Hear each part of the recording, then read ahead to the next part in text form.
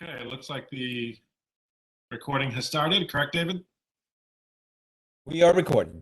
All right. Good evening, everyone. Thanks for your patience and welcome to Brooklyn Borough President Adams' Uniform Land Use Review Procedure public hearing being conducted via the WebEx video conferencing platform. There are 3 items on the agenda this evening. Please note that this virtual hearing is being recorded to comply with the public law for transparency. It will be available for viewing on Borough President Adams' One Brooklyn channel on YouTube. Viewers may join the hearing via the link and password on the following slide and request to testify via the WebEx chat function, sending a request to all panelists. Viewers may also submit comments to askeric@brooklynbp.nyc.gov for Borough President Adams' consideration. Please call the first item and let's begin.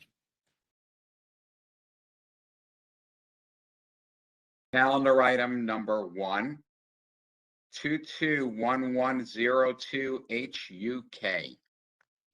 This application, submitted by the New York City Department of Housing Preservation and Development pursuant to Section 505 of Article 15 of the General Municipal Law of New York State and Section 197C of the New York City Charter for the Fifth Amendment to the East New York 1 Urban Renewal Plan for the East New York 1 Urban Renewal Area to permit residential uses on a vacant city-owned lot. The requested action would facilitate a new 3-story building with 4 affordable units at 303 Hinsdale Street in Brooklyn Community District 5. Community Board 5 has not yet taken a position on this application. Borough President Adams will hold off making any decisions until he hears from the board.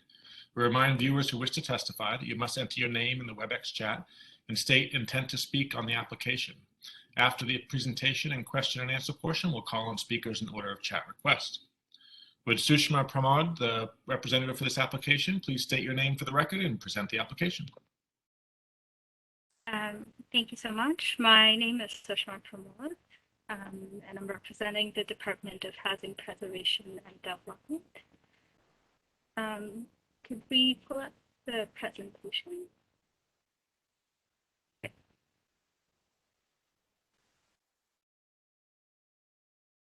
Thank you so much. I'm joined tonight by Lynn Zine, Director of Brooklyn Planning at HPD, and members of the development team.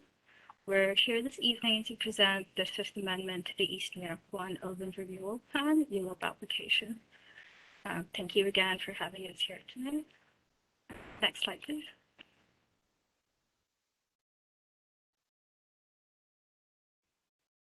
HPD is seeking an amendment to the East New York 1 Urban Renewal Plan to change the use restrictions on Site 122, located at 303 Hinsdale Street, to permit residential uses.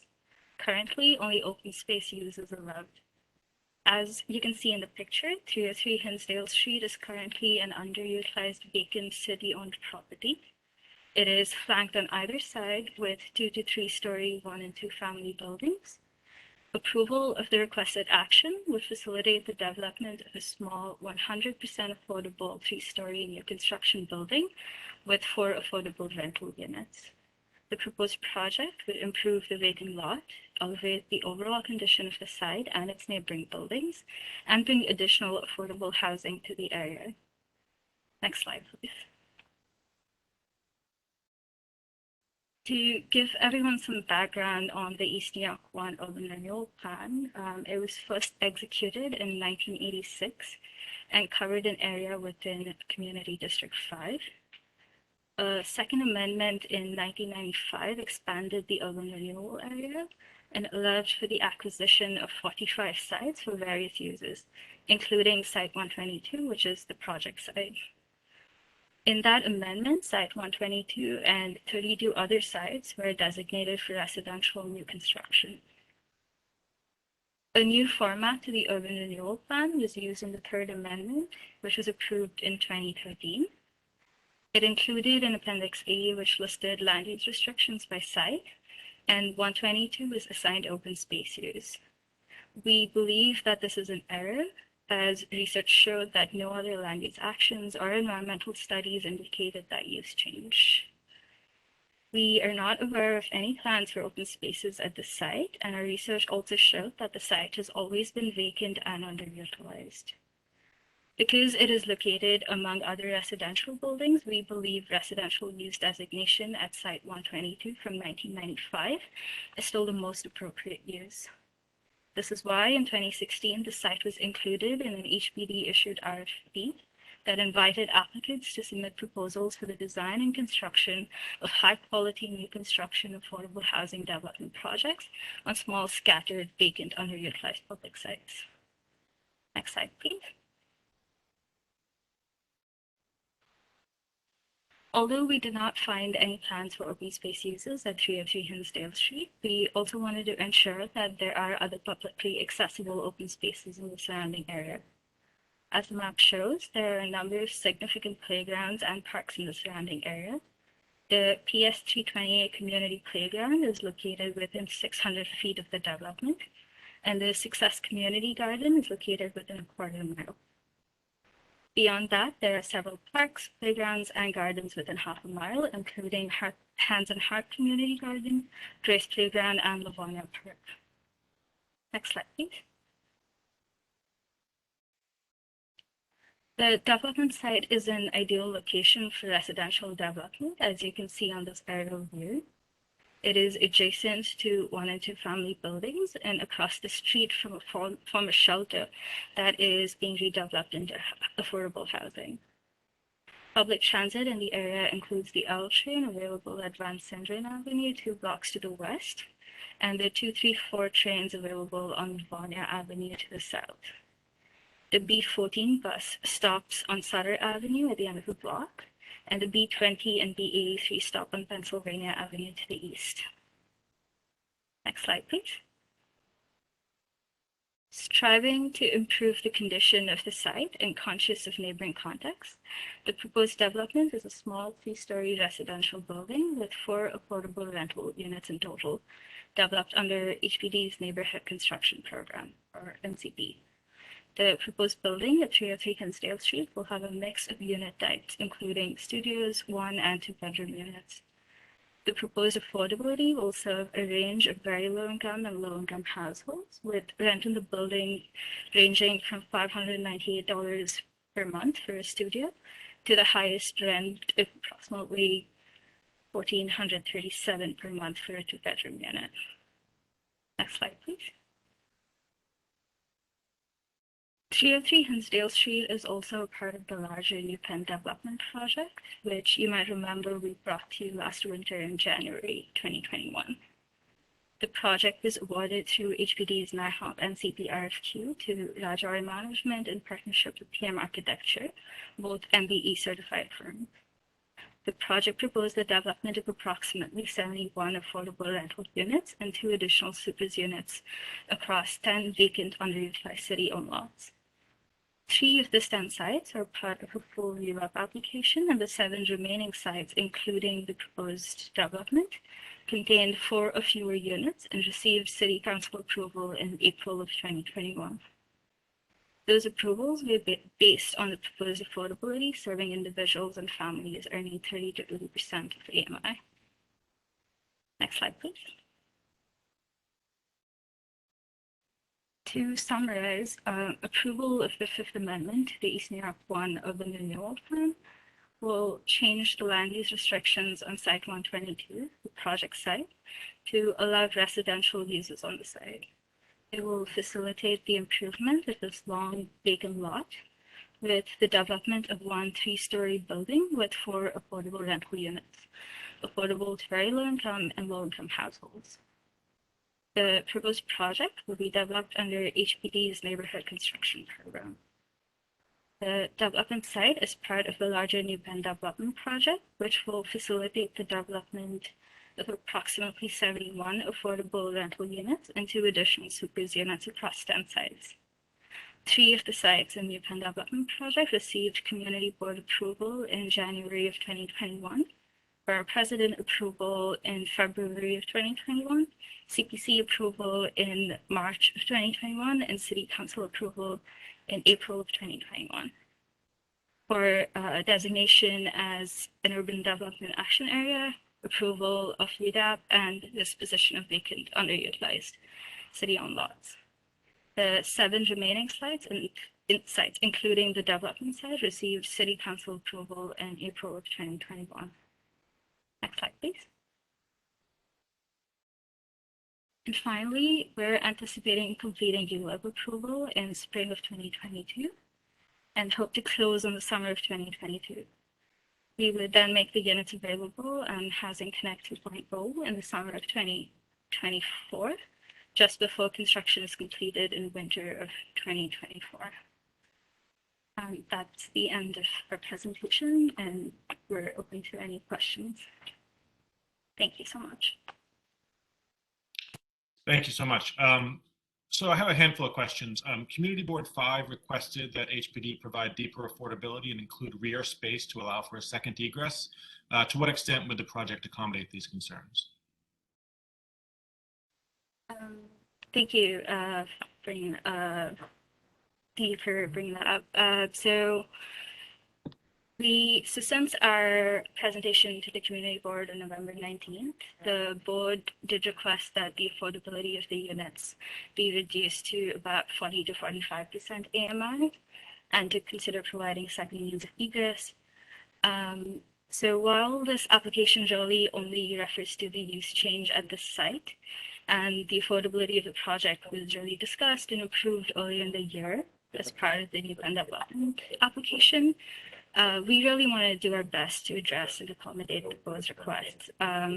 So the building was originally to have 4 units, one at 40%, 2 at 60%, and 1 2-bedroom at 80% AMI.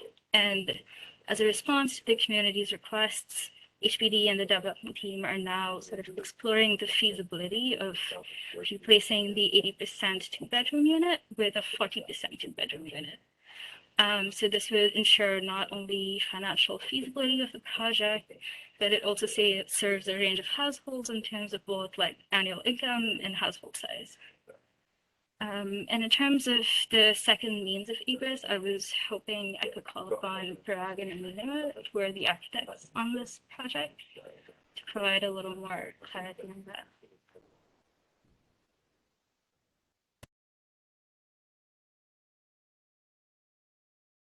I think they're still muted.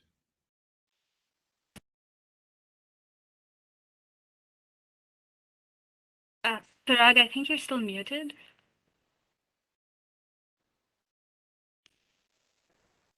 Oh.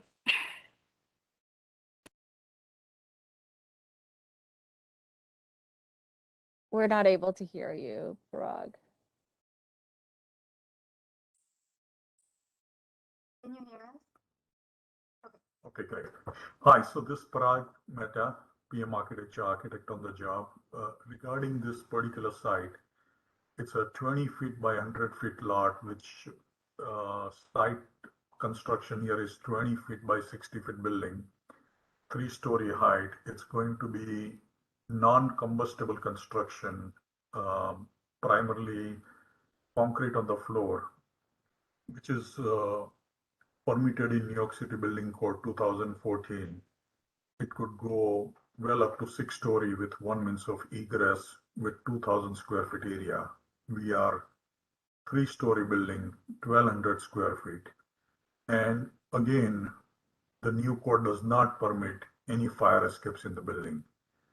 So considering the footprint of buildings being so small and first floor being adaptable with wider corridors and bathrooms and kitchens, if we were to even think of 2 separate stairs, there won't be much floor plate left for usable functions.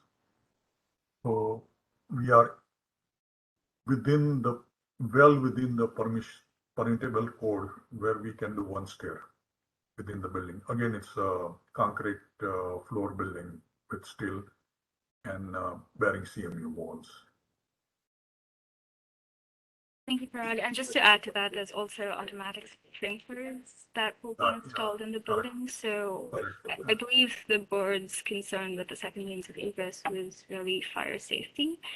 And we want to ensure that we are building to code like every other HPD building and providing all the necessary resources for fire safety. So in terms of the rear yard then, do any of the 4 units have access to the rear yard? The rear yards will be accessed through the cellar. Cellar has a utility rooms and cellar has a corridor that connects to the rear yard. Yes, tenants can go to the rear yard. There could be planters, there would be some landscape area. The unit on the first floor obviously would open directly to the rear yard, but other tenants will be able to use the rear yard through the cellar stair. So the second, third, fourth floor unit will come down the stairs, right? And then they'll have direct access from the ground floor to the cellar. And then they'll be able to get up again through the cellar to the rear yard. So that is a second means of egress then that you have. Second and third floor, 2 floors, only have one stair that bring them down to the first floor and to the grade. And the way Right, but once they're on the first floor, how do they get into the cellar? they, in this particular building, they have to come to the exterior of the building, take an exterior stair and go in to the cellar. The stair from the building does not come to the cellar because the adjoining building to this properties are not that deep enough. Their footings are only 5 feet below the grade. So to avoid underpinning, Can you show us on the floor plan then? Do you have floor plans that show how one gets to the cellar to provide extra clarity? sure. Let me bring up the plan and we'll share our screen.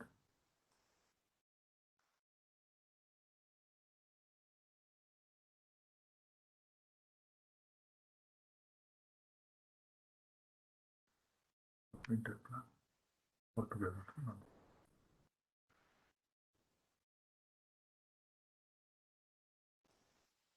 Are we allowed to share a screen?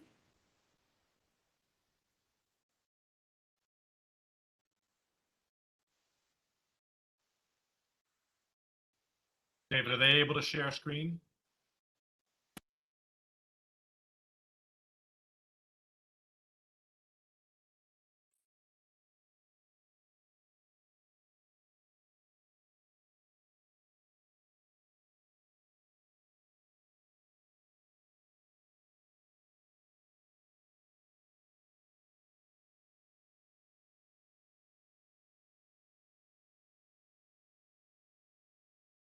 And if you're not technically able to show us the plans tonight, if you could get them to us soon after the hearing, so we could at least evaluate this request. Yes, absolutely. We'll do that. Thank you. Thank you. Just a reminder that if you do want to ask a question, please put it into the chat, but send it to all panelists if you have a question. My next question, I know you touched on this a little bit, but regarding the intended affordable housing units, what is the qualifying income range for prospective households based on household size? What are the anticipated rents based on the number of bedrooms? And what is the distribution of units by bedroom size? Yes, absolutely. So this building has 4 units in total, with 1 studio, 1 one-bedroom unit, and 2 two-bedroom units. And since our meeting with the community board, right now we're sort of exploring the mix as being studio at 40% AMI, 1 bedroom and 1 two-bedroom at 60% AMI, and another 2-bedroom at 40% AMI. I could also expand on what that income limit looks like.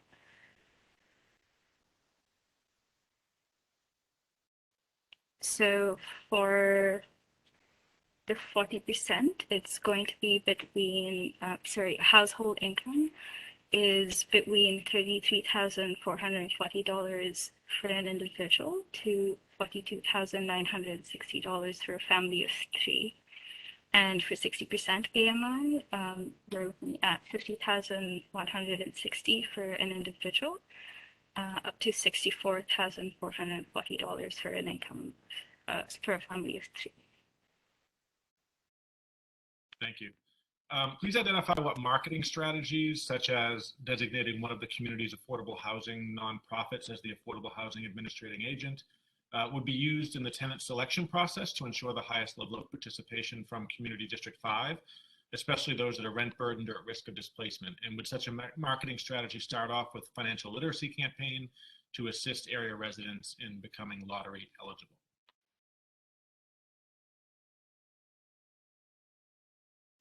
Thank you. I was hoping either Parag or Amina could speak to this. Sure. I'll briefly go over this, and Alana can answer more questions. So the units, like any other project, would be on Housing Direct web, and we'll be using a community-based, Brooklyn-based assistance, which could be housing partnership or NHS to facilitate rentals.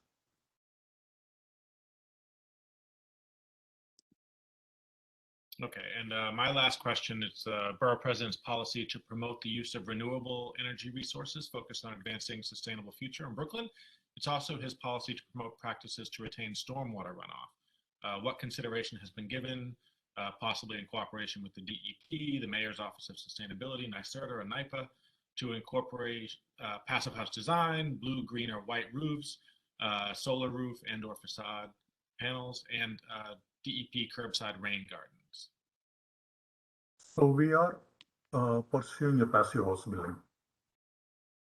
And our building, like any other passive house building, would be highly insulated, triple glazed windows. There won't be any penetration really for the air conditioning. It will be ERVs for fresh air. There'll be green, white roofs.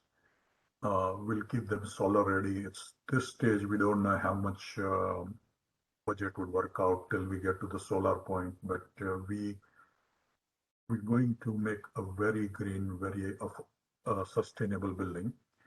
Rear yards are going to have most of the area to be green with tenant planting. Since property itself is only 20 feet wide and it doesn't have much area, I don't know if we can really pursue rain gardens, but something similar to that concept would be used. And we have a possibility of having a large tree pit on this 20 feet wide site. So 5 by 10 tree opening pit would be to the front. There is really no much front yard. It's like a minor setback to align with the neighboring property. But we are going to be using good plumbing, water conservative faucets and fixtures, which is part of HPD's guideline, and also enhanced by passive house guidelines. Great, thank you. I just want to remind viewers who wish to testify that you must enter your name in the WebEx chat and state your intent to speak on the application. Send it to all panelists. And after the presentation and question and answer portion, we'll call speakers in order of chat requests. That's the end of my questions. Ina or Richard, are there any questions in the chat? And I just want to clarify one thing.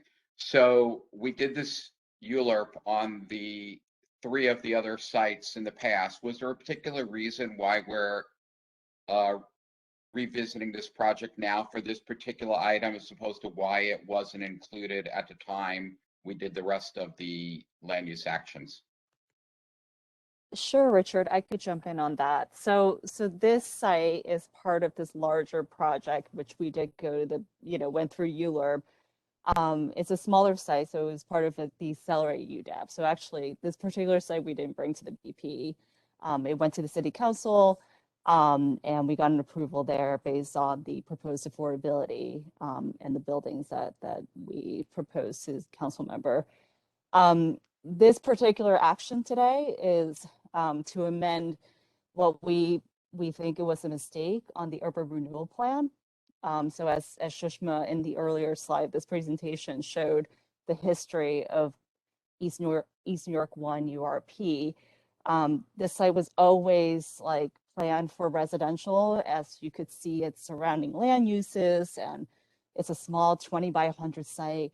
But at some point in the third amendment, it was, when we switch over to a new template, it was erroneously sort of designated as open space. And so as such, we're amending this through the ULURP, which is the only way of doing it, because back in 2019, there was another URP site that we amended, 461 Alabama. And because we amended that, like, we couldn't just, just change the land use designated here. So we had to go through this ULURP all over again to make sure that residential uses are allowed to be built here. So as it stands right now, under the current urban renewal plan, it's only for open space uses here at 303 Hinsdale. So we couldn't add this site to this larger new pen project without approval of this designation. So I get all that, but shouldn't we have done this at the same time when we did the other actions all together? I think we had thought at the time that it was a ministerial change, but after review from legal and from our legal, that we needed to do this to make sure that everybody knows that we go to the community and say this was designated as someplace open space, and that they approve of this particular use. I agree, Richard, we could have done it, but we missed it, and it was a mishap on our part. So now we're trying to correct it. Yeah, I would have agreed with legal, but okay, we're cleaning it up now, so that's all good. Yep. Okay, Ina, I'm sorry, did you say there were no testimony on this particular item? Okay, great. So Richard, do you want to close the item?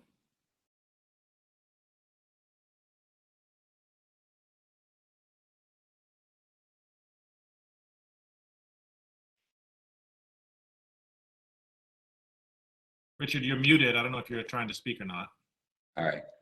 Thanks. Calendar item 1 is closed, and unfortunately my script decided to take a moment on the phone, so I got to go back to open it up again, because that's what happens with technology. Bear with me a second. Okay.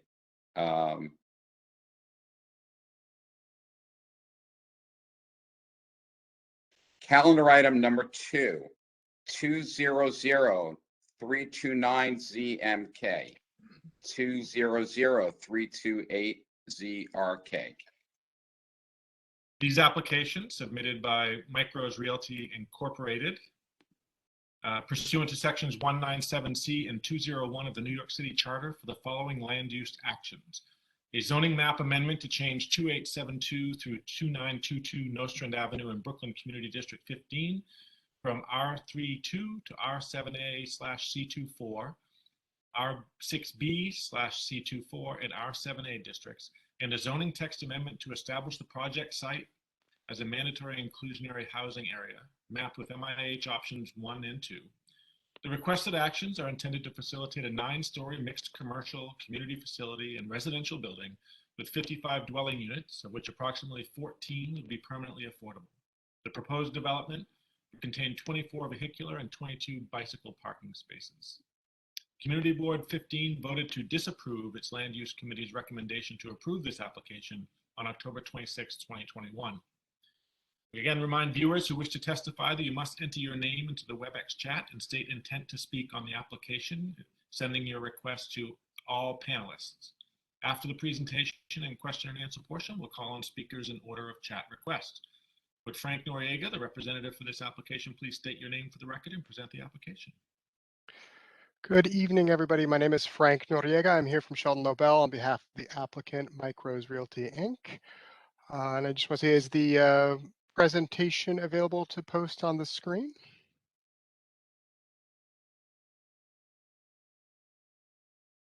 Perfect. So yes, I'm happy to present the application for 2892 Nostrand Avenue rezoning. As you can see, this is a beautiful rendering of what we are proposing to build on site. Next slide, please. Just to restate everything that was just said, most of everything was just correct, but I just wanted to touch on the fact that we had met previously with the land use committee of the community board. And yes, we originally proposed to do 24 parking spaces, but after discussions and realizing that traffic and parking in this area was a major concern of the community, we actually were able to provide 56 parking units by providing stackers and lowering the cellar floor, which is more than one parking space per dwelling unit. So that everything that was recapped previously is correct, but for the parking space comment. Can you go to the next slide, please? Here we just have an aerial view of the proposed development site, and as you can see, it's on Nostrand Avenue, which is a very wide street, mapped at 100 feet wide. And to the north, we have Kings Highway, which is mapped at that intersection about 140 feet wide. Next slide, please. And here's the current zoning for the area. As you can see, it's a R32, but immediately to the north on Kings Highway, the zoning district is R7A, similar to what we're proposing for most of the site. And similarly, R7A also extends along Ocean Avenue to the west. Next slide, please. Perfect. This is the tax map, and it illustrates what we're proposing as far as the rezoning is concerned. It is split up into various different zoning districts, and the reasoning for that is Lot 104, shown immediately north of the rezoning site, is a playground, and we purposely kept the lots immediately adjacent to that at a lower density of R6B to make sure that they weren't shaded out and kind of towering over the park, and also mapped commercial along those properties as well as far south as the development area shown in red, to basically bring all of the non-conforming uses in the area into conformance, which if you go to the next slide, please. Just to note that this is rotated 90 degrees, so north is to the left. But you can see that the hatched areas of this is predominantly mixed-use building and commercial buildings, which is why we're proposing C2 overlay in the areas that are hatched to bring all of these buildings into conformance and allow for nice mixed-use buildings and allow for additional residential in the future. Next slide, please. So here, this is you can see these buildings, the southernmost portion of the rezoning area. There is already a pre-1961 existing residential building on site. It's 7 stories, similar to what the street wall of our building will be, which is proposed to be a mix of 7 and 8 stories tall before setting back and going higher. So contextually, we believe that this is pretty similar to what is already existing to the south. And if you would just please scroll through some of these photographs until we get to the plans. I would ask Victor to kind of walk us through what we're proposing to do on site. Good evening, Victor Feletti, architect. If you could hold right there. So this is a rendering of our proposal for the site, showing the front of the building with a 8-story and 7-story portion on the street before setting back to a 9-story portion, which in this rendering can just barely be seen at the top. You can see the parapet walls. We have commercial on the first floor. Second floor is a community facility. Similar to medical offices would be one of the possible uses there. And then residential from the 3rd floor through the 9th. Next slide, please. Plot plan and survey showing the vacant lot and the lots adjacent to us. Zoning map in the corner and a tax map showing again an aerial of the tax lots. Next slide, please. Zoning calculations showing the calculations of the existing R32 and also the proposed R7A with a C2-4 with inclusionary housing. calculations for all of the bulk requirements, as well as parking and some of the inclusionary housing calculations, how many dwelling units, showing again total of 55 dwelling units. Next slide, please. This is a plot plan of the proposed development. You can see the 7-story portion, the 9-story portion, and the 8-story portion, showing the stepping back, if you will, of the building from the neighbors to the rear, as well as from the street. There is a 44-foot rear yard outdoor courtyard rec space access from the first floor lobby. It's in excess of the required 30 feet. We try to compress the building and keep it as far away from the rear yards of the residential properties to our west. Next slide, please. This is the proposed cellar plan of the project. And Victor, I apologize. I'm reviewing this, and for some reason there's a mix-up. If there's any way I can share my screen, for some reason the cellar plan was.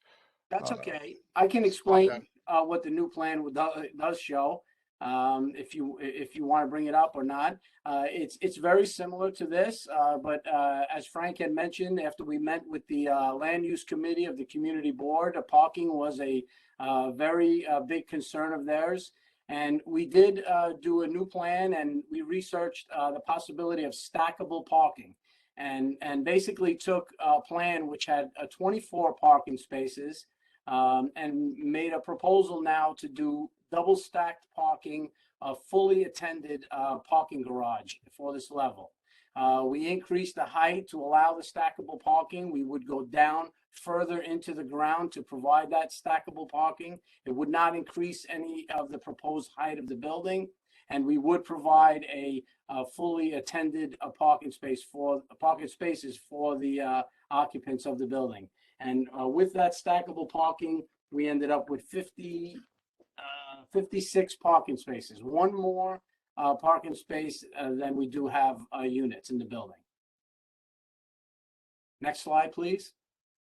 This is the first floor, showing all of the entrances, fully accessible entrances, of course. The yellow is the residential lobby and access to the residential portion of the building. The green is the community facility lobby, providing their own accessible elevator as well as stair, so that they would have their own separate access without going through the residential portion of the building. The blue area is the commercial space located on the first floor. The pink area is our ramp down to our cellar parking. The white area labeled open yard recreation space is for the tenants, the residential tenants of the building.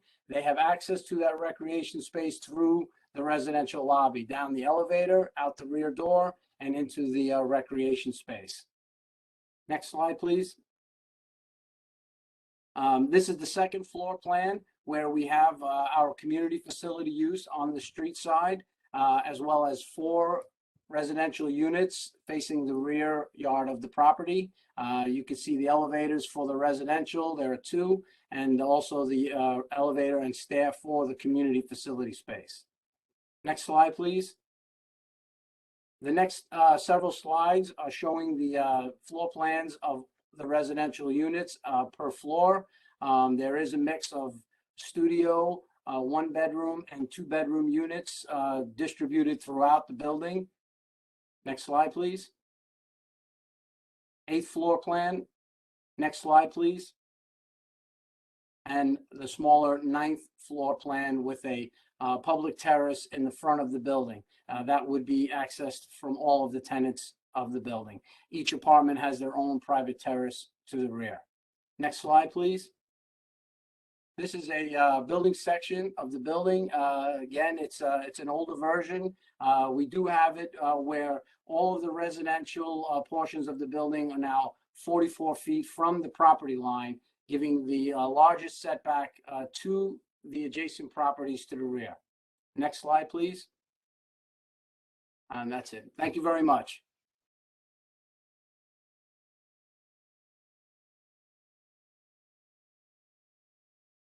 And that concludes the general presentation of our application. We'd be happy to answer any questions. Great, thank you. So if you address some of these, I'm just going to get them into the record, but let me Sure. go through these. Community Board 15 narrowly rejected this application with a split vote. What do you believe led to this outcome? Honestly, we can't directly say what the board's reasoning was for this. We met multiple times or a couple times with the land use committee and received their support for this, and that was presented to the community board. But we believe that the bulk that's being proposed is appropriate for this area. And from the public interaction that we had at the community board, we believe that more people actually spoke out in favor of this density and this bulk for this project than spoke against. So we really can't say one way or the other. And since the initial filing, the proposed number of parking spaces has been increased from 24 to 56, which would require, as you mentioned, an attended operation. What guarantees that stacked parking will be provided as represented to the community? Well, first I'd like to start and say that this isn't just some developer coming in. This is the applicant has owned the property and managed the business on site for 35 years. He's a member of the community, intends to stay a member of the community, is going to be a part of this community. And when we have discussions with the community board and the land use committee, we understood that parking is going to be a serious issue. And knowing that and being a part of this community, the applicant really is intending to maintain these, and if necessary or something, we could certainly submit some sort of letter saying that he intends to do that as part of the record. Thank you. I think you have this up there, but regarding the intended affordable housing units, what is the qualifying income range for prospective households based on household size? What are the anticipated rents based on the number of bedrooms, and what is the distribution of units by bedroom size? Certainly. So if we could pull up the that appendix with the AMIs listed. So currently we are mapping mandatory inclusionary housing over this area, and we're proposing both option 1 and 2. But our current design is for option 1, which would require that 25% of the units be at an average of 60 AMI, with at least 40% of those, or 10% of the floor area being 40% AMI. So what's shown on the screen, the minimum, we would have to show some 40% AMI units, which range from $33,440 for a single person, or the family sizes go up from there. Whereas the 60% AMI, which will be the average AMI that we're looking at for the rest of for the affordable units and as an average, we're looking at $50,160 for a single person versus a family of 4 would be $71,580. And as far as what that equates to in rentals, if we could go to the next slide. So the majority of this building is a mix of 1 and 2 bedroom units. There is 1 studio, but the way that HPD is going to require this, they want it to be the mix to be comparable to what the market rate units are going to be. So we anticipate that the vast majority are going to be 1 bedroom units. And as you can see on this slide, for a 48% AMI, we're talking about $756 a month for rent, or $1,204 for 60% AMI. 2 bedrooms, $900 for the 40% AMI units, and $1,437 for the 60% AMI units. And we have 14 affordable units in this building currently proposed, which roughly equates to, I believe, 9 1-bedroom units and 5 2-bedroom units is roughly what we're looking at this time. And in addition to the 60% and 40%, what other AMI might be at the higher end that would be part of the MIH requirement? We haven't discussed that at this time. But we do know that the 60% AMI will be the average. All set, Richard? Yes. Okay. Thank you. And please identify what marketing strategies, such as designating one of the local community affordable housing nonprofits as the affordable housing administrating agent, would be used in the tenant selection process to ensure the highest level of participation from Community District 15, particularly those that are rent burdened or at risk of displacement. And would such a marketing strategy start off with a financial literacy campaign to assist area residents in becoming lottery eligible. So, so we're pretty preliminary as far as who we're thinking about as far as who the administrator would be. We have had some initial discussions, but we intend to talk to the local council member to see if they have any suggestions particularly, but we definitely intend to have a local administrator running the affordability process, and we would seek their guidance to make sure that they would provide us with marketing strategies for the financial literacy campaign to ensure that the highest number of Community Board 15 members would be notified and that they're eligible for this lottery, and that they would be the ultimate benefactors for these affordable units, or at least the majority of them. Thank you. It's the Borough President's policy to promote the use of renewable energy resources, focused on advancing sustainable Brooklyn. It's also his policy to promote practices to retain stormwater runoff. What consideration has been given, possibly in cooperation with the DEP, the Mayor's Office of Sustainability, NYSERDA, or NYPA, to incorporate passive house design, blue, green, or white roofs, solar roofs, and/or facade panels, DEP curbside rain gardens, and/or wind turbines? So, and I think I'll let Victor chime in on this. Sure. We would be following the DEP guidelines for stormwater management with control flow roof drains and control flow drains along the outdoor courtyard and rec space. We would also be working with the owner for either solar on this top roof of the 9-story portion of the building, or green roof in some areas, or a combination of the two.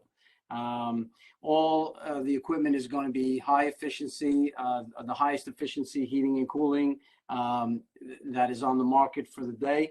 And there will be all of the highest insulation values as required by the New York City Energy Code throughout the building.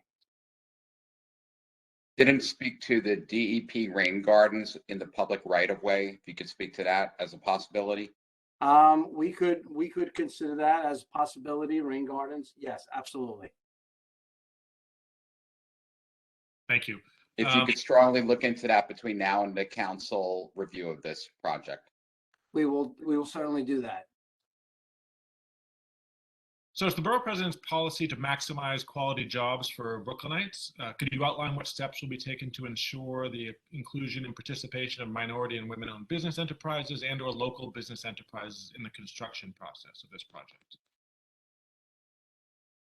So this is an entirely rental building as far as the residential units are concerned, and we're looking to have whatever the successor to 421A is, to apply for tax abatements, and it's part of that.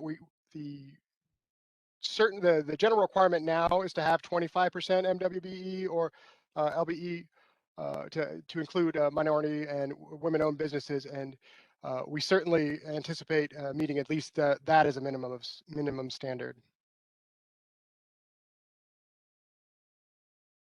Thank you. Those are the end of my questions. We remind viewers who wish to testify that you must enter your name into the WebEx chat, send it to all panelists, and state your intent to speak on the application.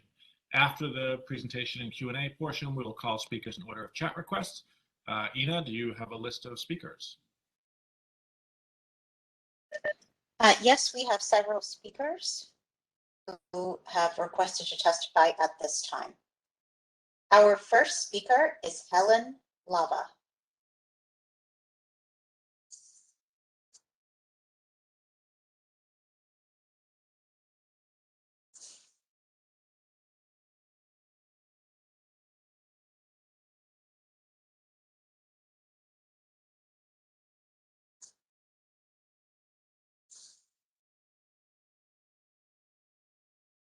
Do we see Helen?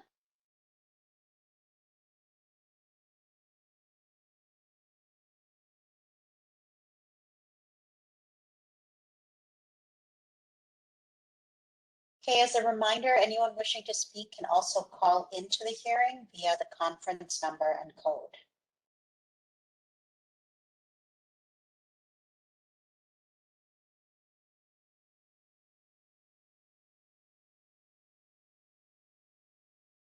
Okay, our next speaker is Joy Mimoun, followed by Gerald Fruchter.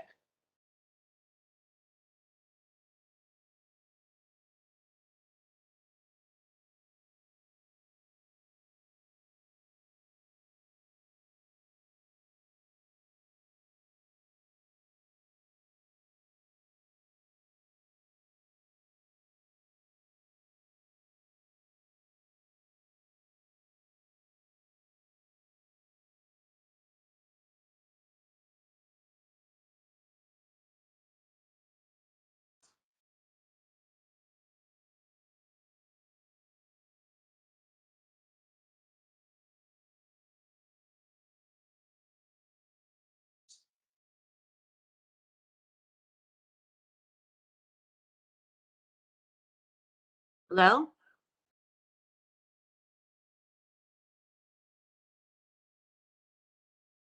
Hello, we can hear you. This is Joyce Fruchter.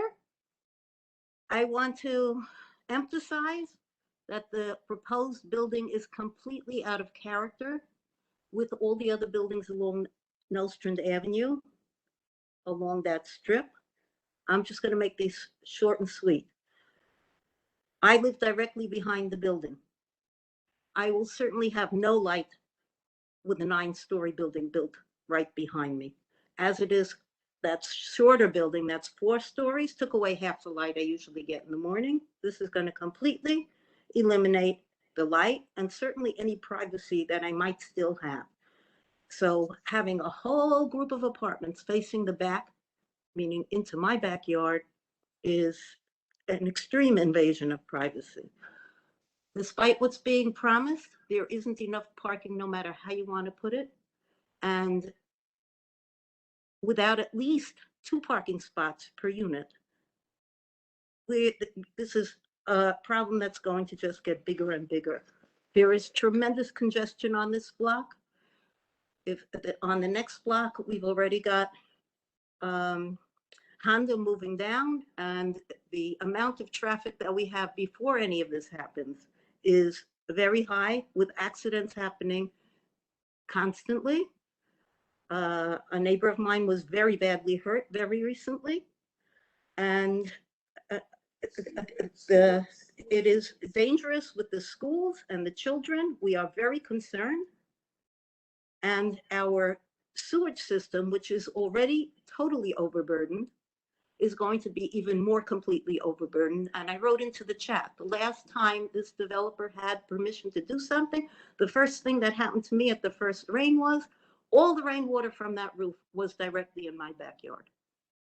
So this is just a proposal that cannot be. Thank you very much for letting me speak.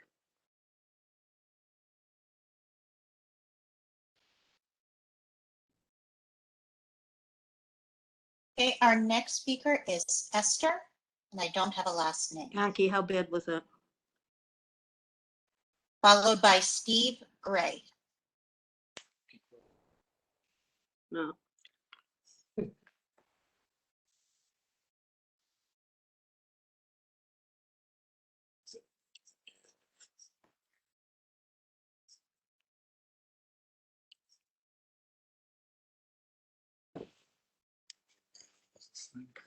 Hmm? Are you muted now? Yeah. You were nervous? Hmm. No? Excuse me, if the previous speaker could just mute themselves.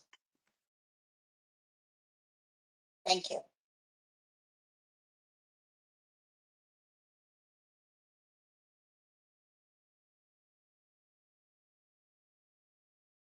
Do we have Esther or Steve Gray?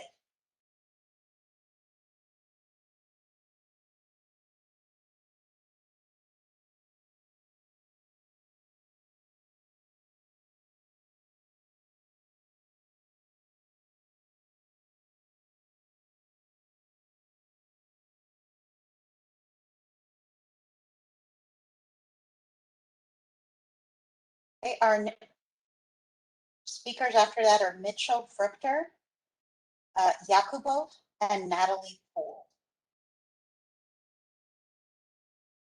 It looks like Steve is trying to get on to speak.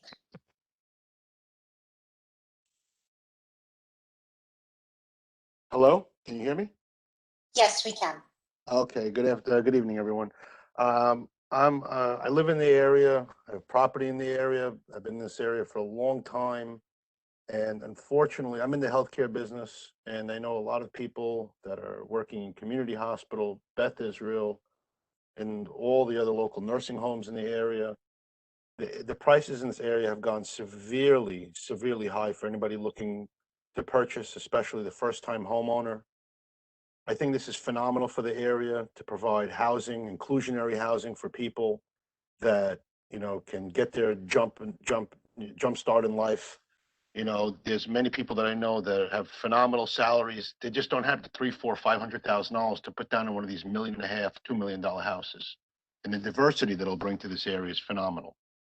I've been in the previous meeting, and all I hear is me, me, me, me, me. How much light am I going to have that most people probably never go out in their backyard?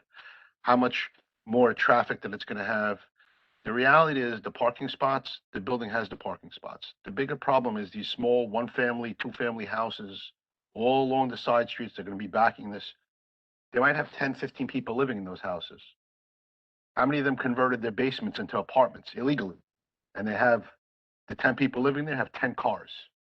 The people that are going to be renting in these apartments, they're probably not going to use the parking spots at all.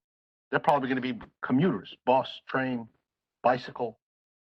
This is who's going to be living in these families, young families. And I think it's phenomenal because it's going to provide housing for people. And a lot of these people said before, why don't they rent these apartments here? Well, there's a lot of people with disabilities. They can't get into these, they can't rent an apartment that's in an old, a 40, 50-year-old 1-family house or a 2-family house because they can't access the stairs. They can't get through with a wheelchair. And I've seen it time and time again. This is going to be able to bring 50-something families in here. How much of those families are going to spend locally at the local supermarket, at the bagel store across the street, at the delis? These businesses are hurting. They can use more revenue. They can use more people coming in there. What they can't really get benefit from is from the contractor going to the plumbing supply store, buying plumbing supplies, and then getting in their truck and leaving. They need people to live, residential housing in this area. It is difficult. But the bigger problem is not the parking spots. The bigger problem is these people that don't care about the community and just care about themselves. And that's all I keep hearing, and it's quite sad, to tell you the truth. And I think that people, the same people that, my coworkers at these health facilities, they don't live here. They can't afford it here. They can't afford to buy here. And that's a big problem. So I'm very much pro this building. I'm very much pro inclusionary housing. I'm absolutely pro low income housing where people with means, with lesser means, they can't afford a $2 million house or something to that effect. But I am absolutely gung-ho on this new building coming in that's going to get rid of let's put it this way, the plumbing supply place is not so attractive, but a beautiful high-rise building is, especially one has a new construction. And just like anywhere else in this borough that we go to, whether it's Bed-Stuy, Park Slope, there's all these beautiful buildings going up, and all it's done is increase the property values of everybody around. And that's probably the best thing for this neighborhood, not for somebody who's getting a little less sunlight, which I think they said in the last meeting that it was only 2 hours or an hour a day of sunlight that they'd be getting slightly less of. Thank you.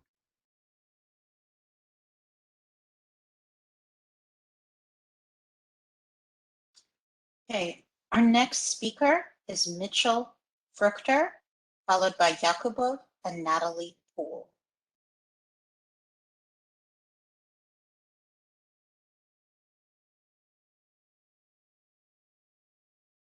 Mitchell, you're unmuted.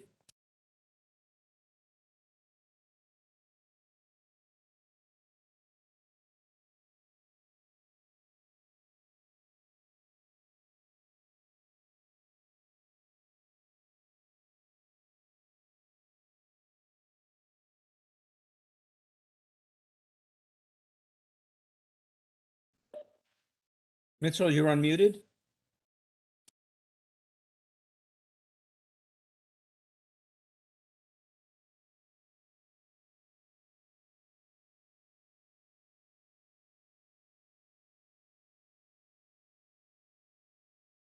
Hi, could you hear me?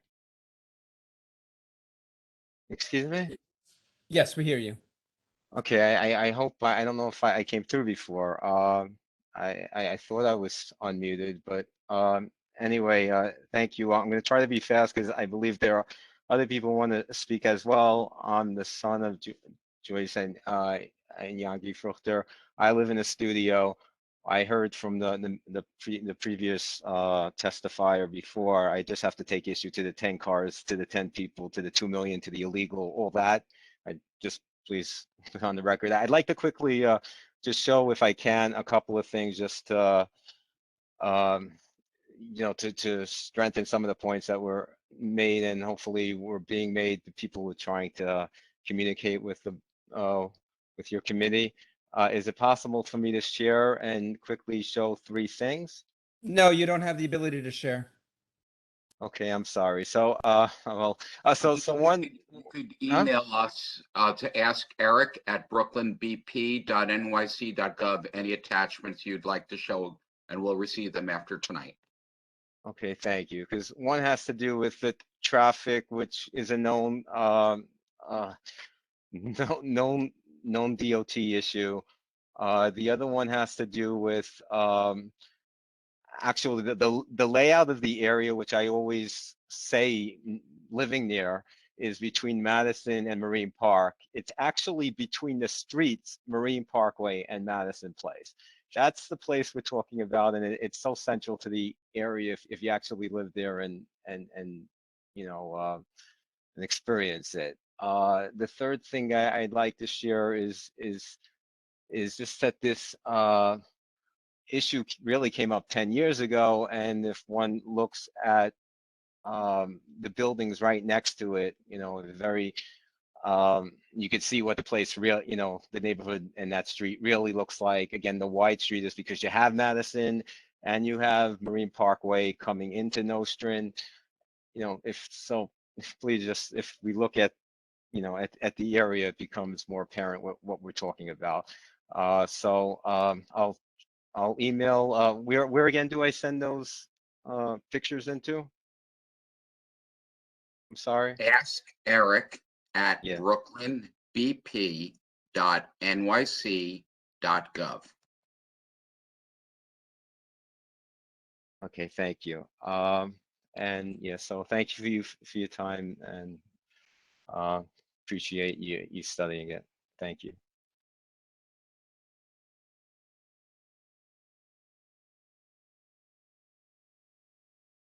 Okay, returning to our list of speakers. We have Jakubo, Natalie Poole, and Stacy Seitz. Yes, hello, can you hear me? Yes, we can. Hi, this is Mr. Yakubov. I live on Marine Parkway, and I just wanted to say that I and all our neighbors in this community will be directly impacted by this building. It's completely out of tone, out of touch with the neighborhood. There are no buildings that are 9 stories high. Recently, they put up a condo which was only 4 stories. The building across, right next, adjacent to this proposed 9-story development, is 4 stories. There's no reason to put a 9-story building that's going to completely block the sunlight for all the residents on Marine Parkway, everybody on Madison Avenue, everybody on East 29th, and Avenue P. There's no reason to do that. And I don't agree with the person that spoke pro this building before. I don't believe he lives behind this proposed building. If he would live behind this building, he would not have such a proposition for it. Secondly, I wanted to ask the developers, it's a 9-story building. What is the proposed foundation? Are you going to drive piles here? Are you going to drive supportive excavation systems? What about all the noise, all the disturbance, vibrations to the existing buildings, new disturbance to all the residents? Was this taken into account? Was this considered? We're absolutely against a 9-story building in our community. Thank you.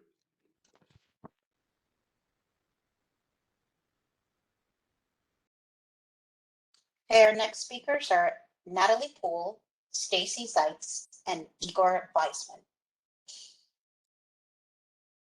Hi, I'm Natalie Poole. I'm a resident of the neighborhood. I live on East 29th Street. And as Mr. Yakubov mentioned, I agree with him as well as the first speaker. I'm concerned about quality of life issues, how it's going to impact people that are already residing here in the neighborhood. We bought our homes. We want to have a good quality life. We want it to be safe. It's already very congested. There's a lot of traffic. There are not many parking spaces. There are many schools in this area. There's, you know, a lot of schools, and we are concerned with regard to the safety. As the first speaker mentioned, there is a safety concern for the children walking to schools and increasing the congestion in the area, and you know, just keeping it safe and quiet and a place where we all want to live in the community. And I speak for many of us who reside here. So, you know, I hope that you could take it into account and hear what the people are saying who actually live here in this area. Thank you so much and have a good evening.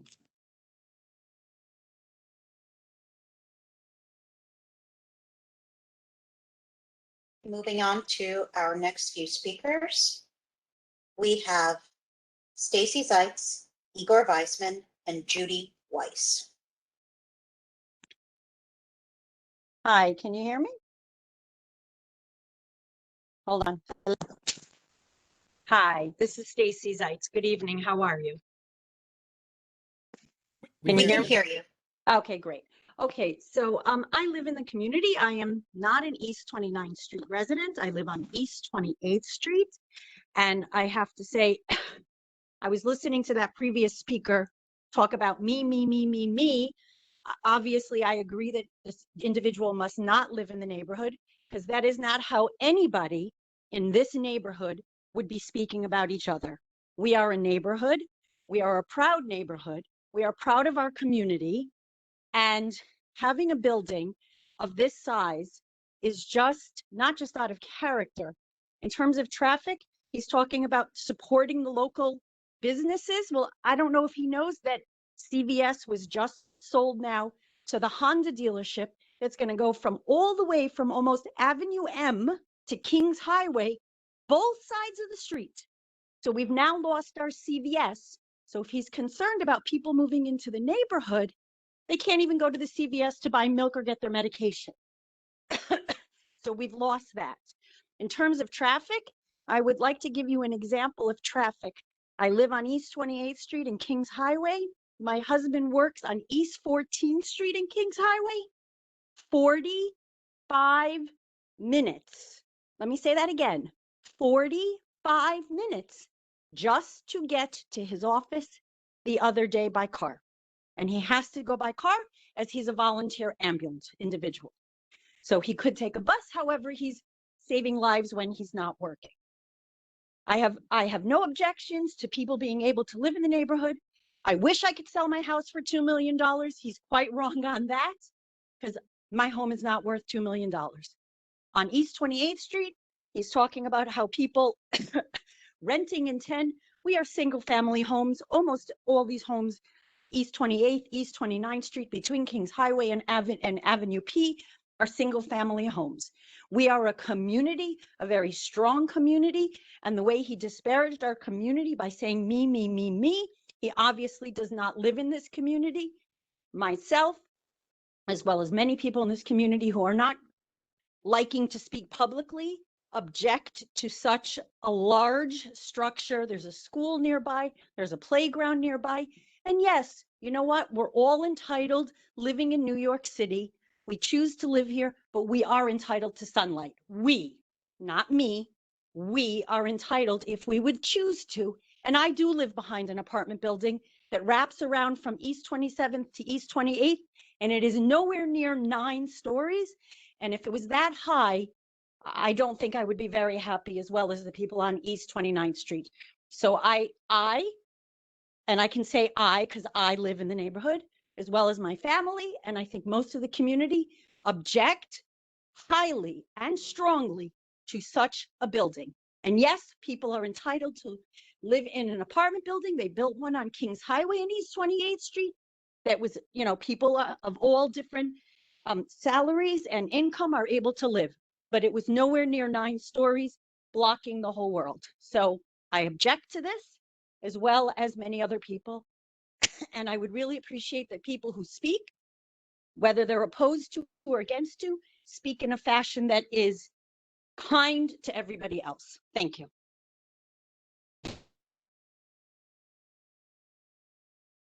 Okay, our next speaker is Igor Weisman, followed by Judy Weiss and Harold Kaplan.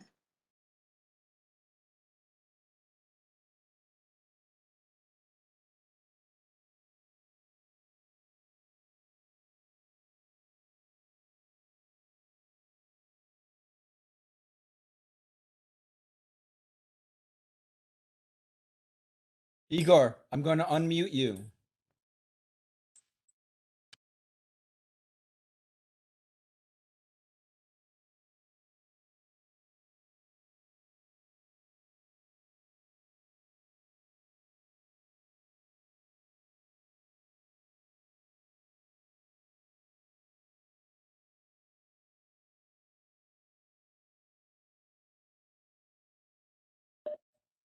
I think we'll have to come back to Igor. I think he's having technical issues.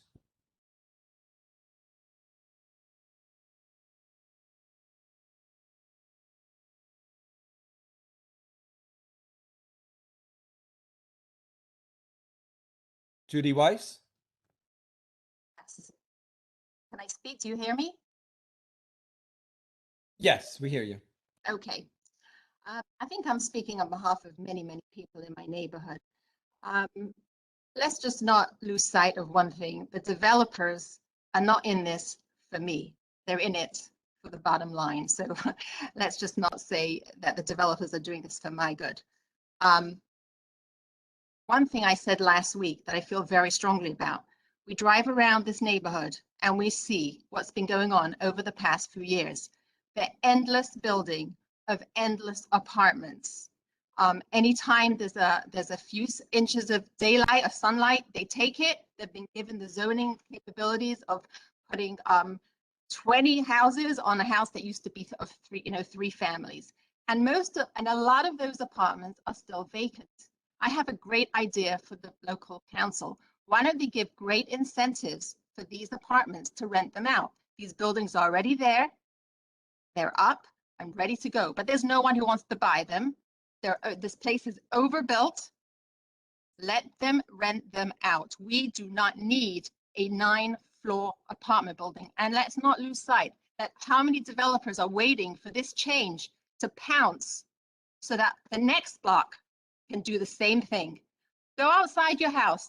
These people should go outside their house and look at the sunlight behind them and look up and imagine what a 9-story building is going to do to the quality of life. Yes, we are in this for the quality of life. What else is there besides that? We all bought into this neighborhood many, many years ago. Why is it that everybody is just looking to, say, I don't care about you today? No, we put money into this neighborhood.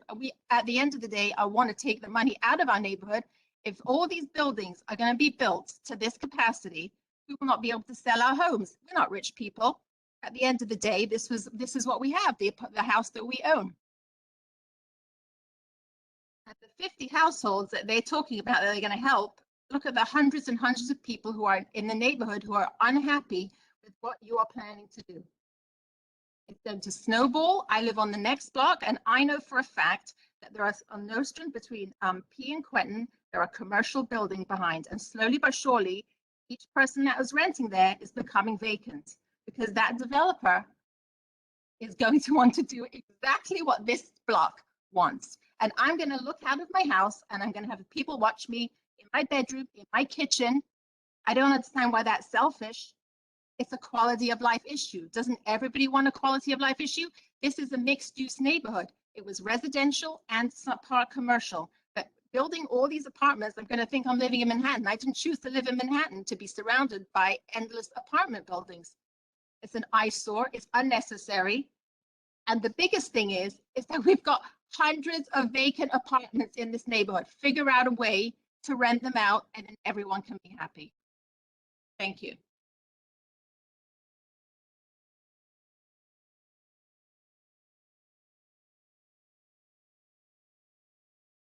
Our next speaker is Harold Kaplan, followed by Adam Andrew and Molly Skolder. Yeah, hi, do you hear me? Yes, Hello? we do. Okay. I just wanted to say that I object to this building being built where it's proposed to be built. 9 stories is totally out of the question. It's going to block my sunlight, and I believe it will affect the limited parking that we currently have. I can spend about, no joke, a half hour looking for parking on my own when my neighbor, I have a shared driveway, and it's his week to take over the parking. It could take me up to a half hour to find a parking spot. Therefore, I object to this building vehemently. Thank you.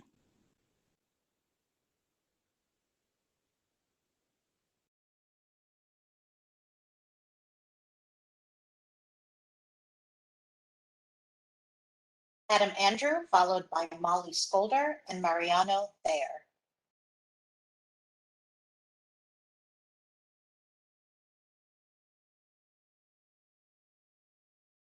I don't see an Adam Andrew.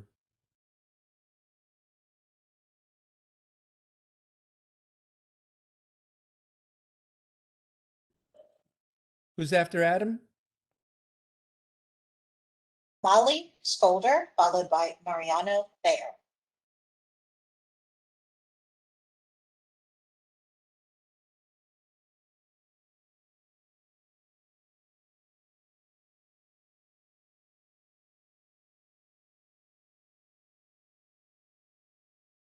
Molly, you're unmuted.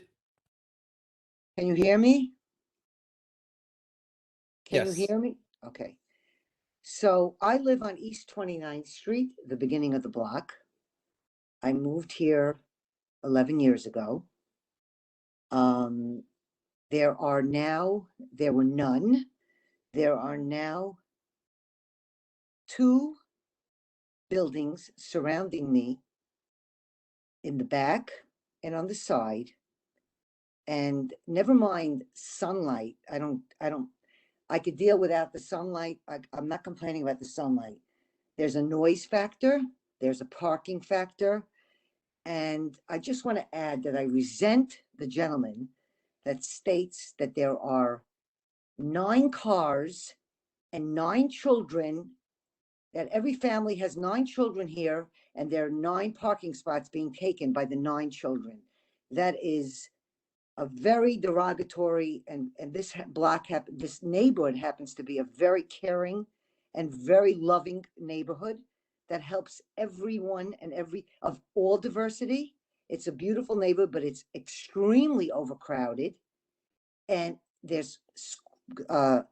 there are schools on my block. There's schools and school buses, and it's really become, the only way I could prove it is by sending you photos of the complete area.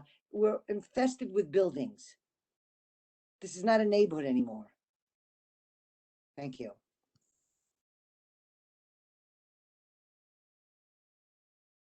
Okay, next we have Mariano Thayer. How you doing? I'm a resident of the area. I've been living there for about 10 years on Nostrand Avenue at 2880. And I'm in favor of the building because I'm a single full-time father. And when I was going through my struggles of trying to, get to work, make ends meet, and get the kids off to school, I didn't have the luxury of a reduced income apartment, which would have been great. And I'm sure there are others, I'm positive there are others in a similar situation as mine. And that would be, helpful to them. And yes, I understand that parking is a bit of an issue in the area, but if there is going to be ample parking unit, well then, that should be a non-issue. And as well as, the commercial space out front, I think is great because it creates opportunity for the people locally. I understand one woman said, yeah, CVS has been sold, but that space downstairs is large enough to put a good sized pharmacy down there for all the local residents, which would also be, beneficial. So I see a lot of potential here. I know people are concerned about the sunlight. It's 9 stories. It's really not a skyscraper. So I don't see the big deal about that. Maybe, you're not getting much sunlight in your home or in your apartment. Go out, go for a walk, get some sunlight. This creates a lot of opportunity, and I'm in favor of it, and I'm sure there are many others that are as well. Thank you for your time.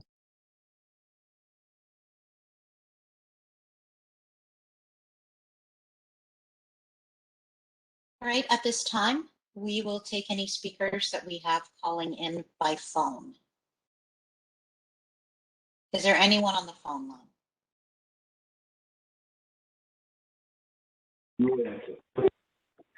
Hello? Yes. Yes, I'd like to speak if it's possible, wouldn't it? Please state your name. My name is Jacob Platt.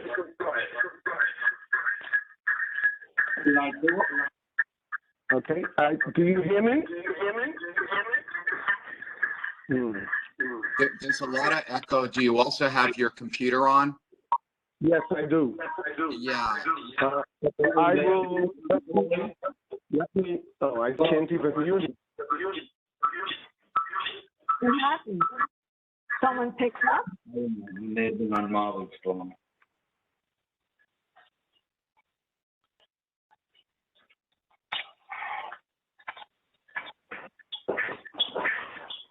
Can I get away from the computer? Walk away.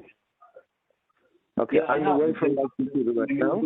The connection was lost. Okay, you hear me now? Echo now. You could try now. Yeah. Okay, okay. I happen to live right, basically I'm on the corner of Marine Parkway and Avenue P. And basically, this is not, that first gentleman who talked about me.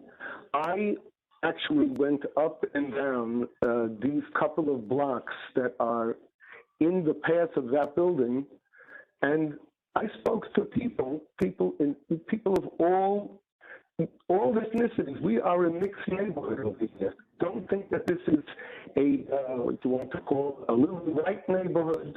It's a neighborhood with an interesting mix of people. We have every ethnicity here. And we might even have some, indigenous people. But basically, we're a neighborhood of people who have spent hard-earned money. It's not new money. It's not old money. This is new money. People have worked hard to buy their homes, and there's no reason why people should be put into the situation where they cannot feel comfortable in their own homes. And I'm talking about not me, I'm talking about everyone.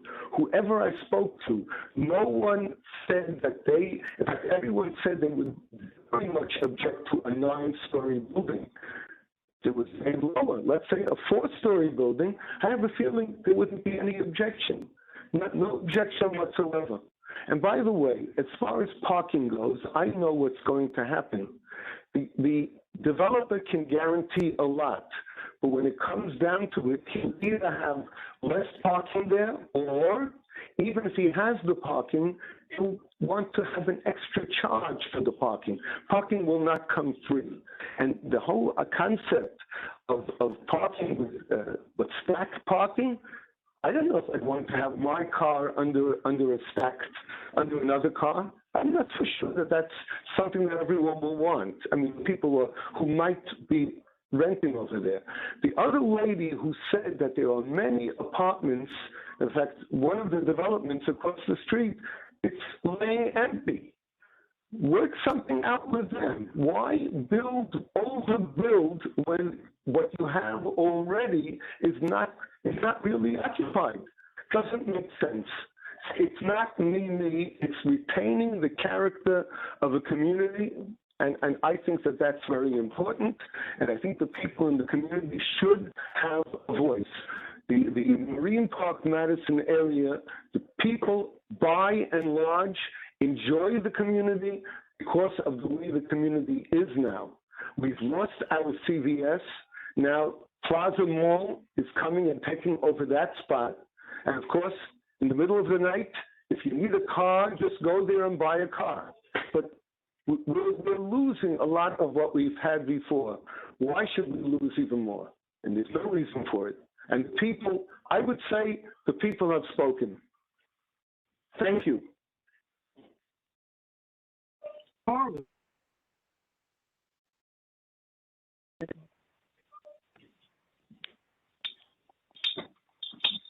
Phone lines are unmuted. If you want to speak, please state your name.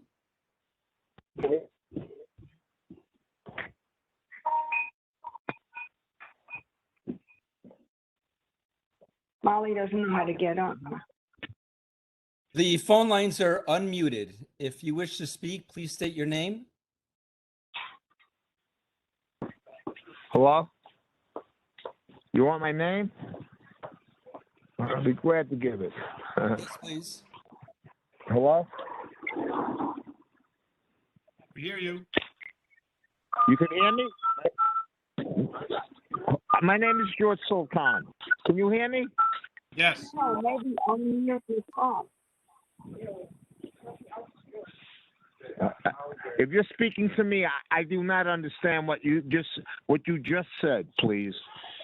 We can hear you. Go ahead and provide your remarks. Thank you. Provide my remarks. Very well. First things first. My name is George Sultan.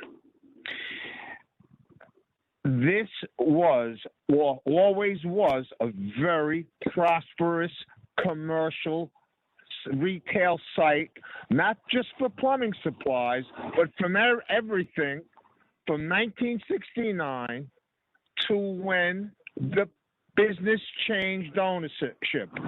Since it changed ownership, it was a very viable business. They sold concrete, they sold concrete mix, they sold plumbing supplies, they sold electrical supplies, they sold an array of hardware that is needed to maintain one's homes and property. Since the ownership change, it not only ceased doing that, the owners did everything possible to prevent any business from staying there or increasing. This is a commercial lot. People don't understand, if they talk about light, you cannot live without light. And they, without a doubt, it's been proven in this hearing that they're taking the light away. People cannot grow their gardens, cannot have a garden anymore because there's no sunlight. And they're taking it away, particularly on 29th Street. From 1969, I don't know where you were, mister, but I was a teenager in 1969, and only till last October of 2020, there was no light on Marine Parkway and Nostrand Avenue. They put a light in. The light hasn't even been put in properly because I've witnessed at least one or two accidents because people don't know what the signal is for go or not to go for their motorized vehicles. 52, 56 parking spaces is not nearly enough because for already 10, 15 years, people that work on Nostrand Avenue between Kings Highway and Marine Parkway have to park 3-4 blocks away. I've heard more impertinent, irrelevant talk such as you know, it's good for the neighborhood. A girl or a person was walking across the street from Kings Highway across Nostrand Avenue from west to east. This happened about 4 years ago. She's walking and a car made a turn and hit her, and she wound up subsequently dead within that moment of being hit. And the only reason they caught the driver was because he went back to the scene to see it. Back then already, 4 years ago, there was congestion. The reason they put the light in at Marine Parkway and Nostrand Avenue, because there's a divider at that intersection where it is a divider on Marine Parkway. People were driving around it the wrong way over already a year ago because there was so much vehicle traffic because the cars from Marine Parkway couldn't get to enter Nostrand Avenue. All the other side streets, other drivers used their brains and thought, I'm going down side streets for already 5-10 years, at least 5 to more 10 years. The streets have become heavier and heavier involved. People are going through more red lights on Kings Highway and Nostrand Avenue. They've taken more traffic lanes away on Kings Highway and Nostrand Avenue. That 45-minute ride is not a joke. It's not a lie. It's a fact. This is a commercial property that is only 1 story high, and now they want to build it 9 stories high, take the right of life away Sir, from can we ask people. you to please wrap up your testimony? Okay, We have a 3-minute limit.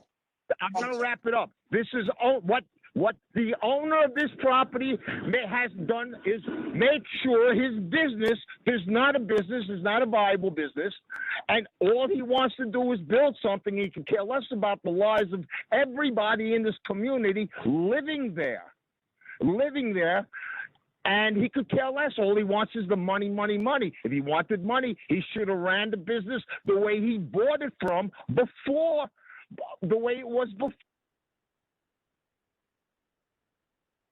More to say. May I Where were talk? you in 1969?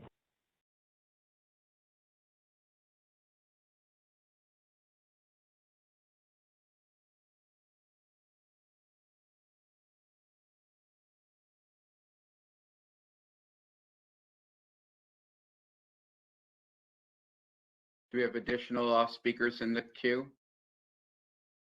And David, can we put up the sign that also has the phone number in case there's any more out there that have technical issues?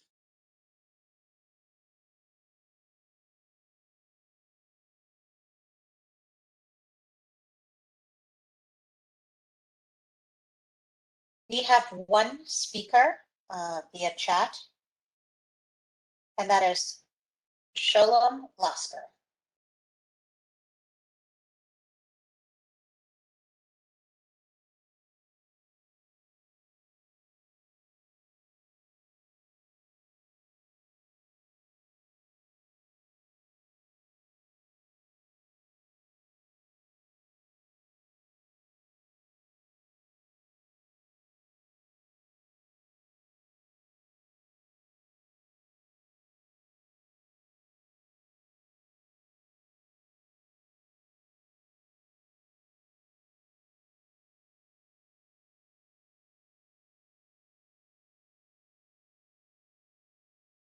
I think we need to unmute Mr. Lasker.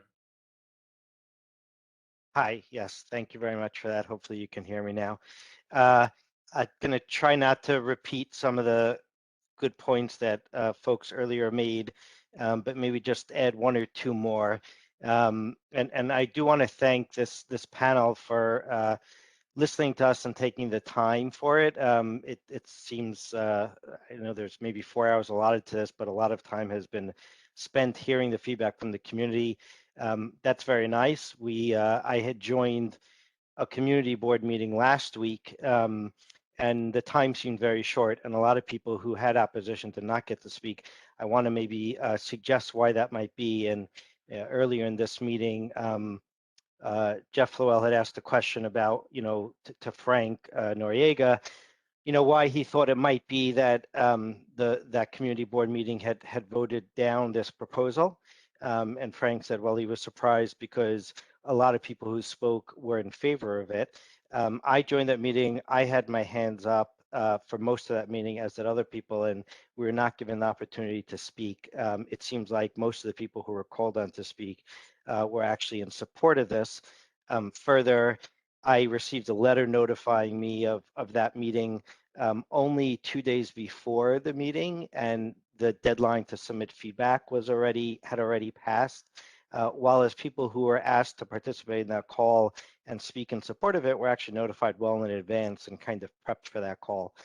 So I think that might be why in that earlier meeting, there were people speaking in favor of it. Clearly at this meeting, we've heard from a lot of people speaking in opposition to it.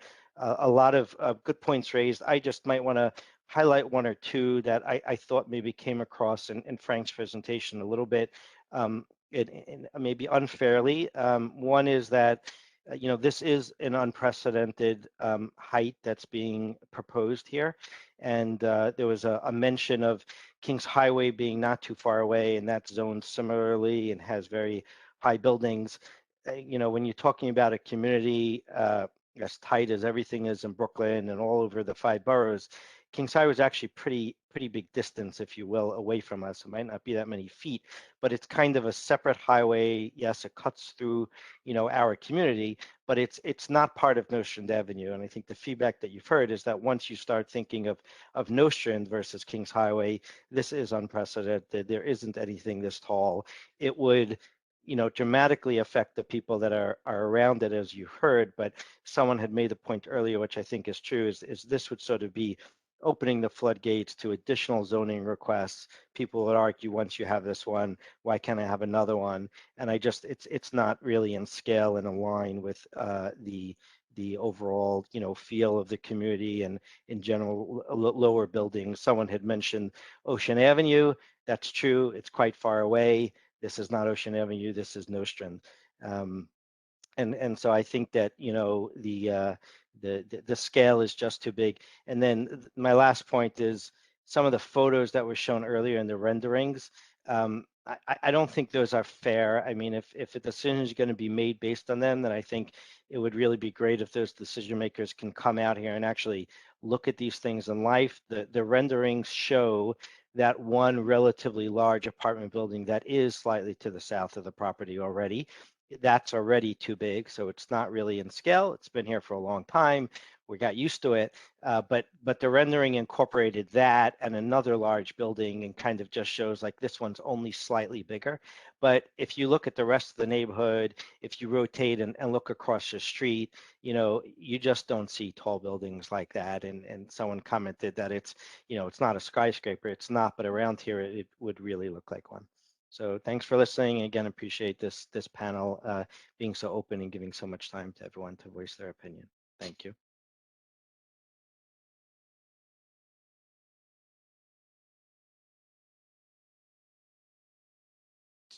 We have no further speakers at this time, so happy to take a couple of minutes to allow any other requests to come in, including calls.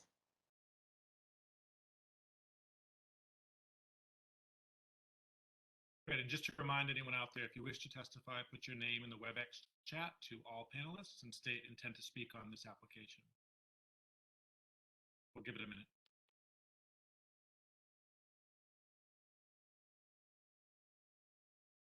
It looks like we have Leo Horowitz who might want to comment on the record.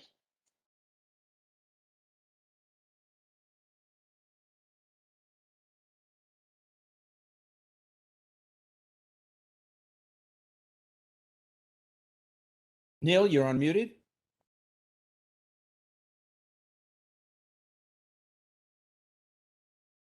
This is Neil Weisbard, but I'm the speaker on the next item, not Neil Horowitz. The speaker is Leo, L-E-O, Horowitz.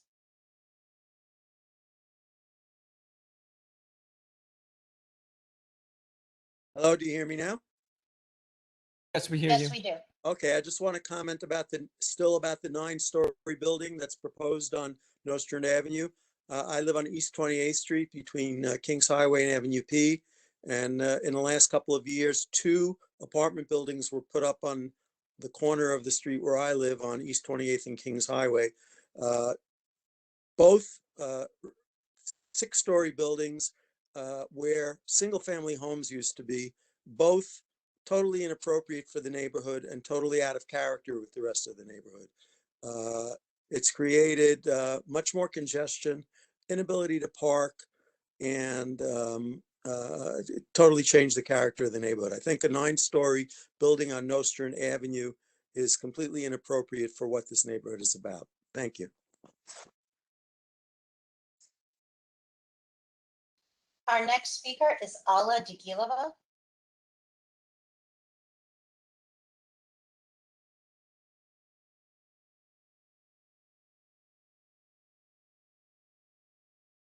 Hi, could you hear me?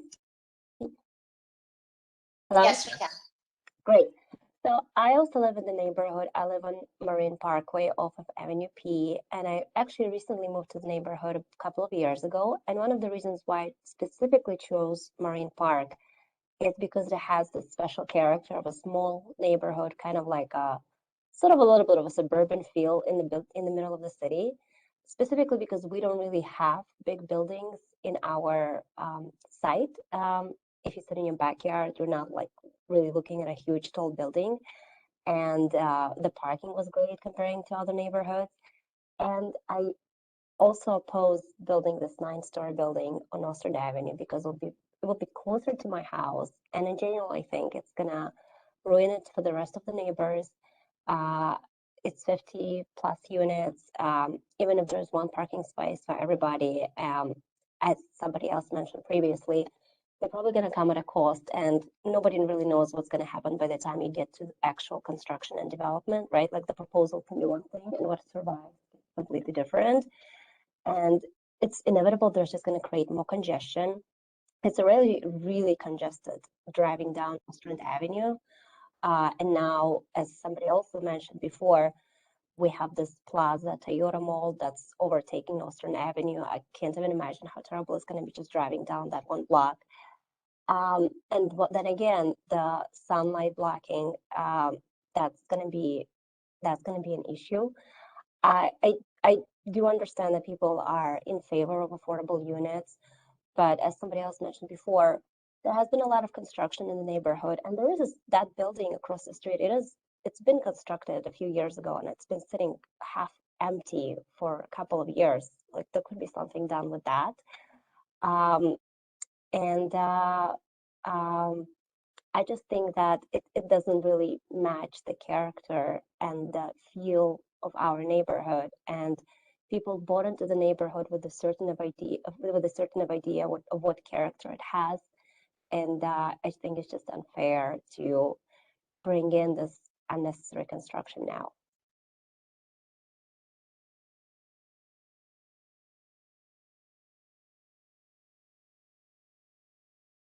Thank you. Are there any other speakers at this time? Please indicate intent in the chat. We are also still taking testimony by phone.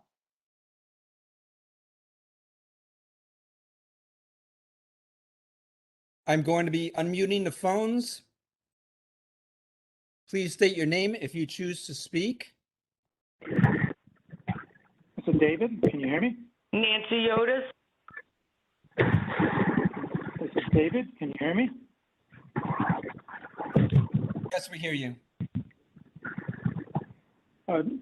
Listening into this meeting, we have many people. Some are pro and some are con. Can you say your name for the record, please? Say your name for the record. Well, hi. My name is David Burke. Listening into the meeting, we had most are against this project.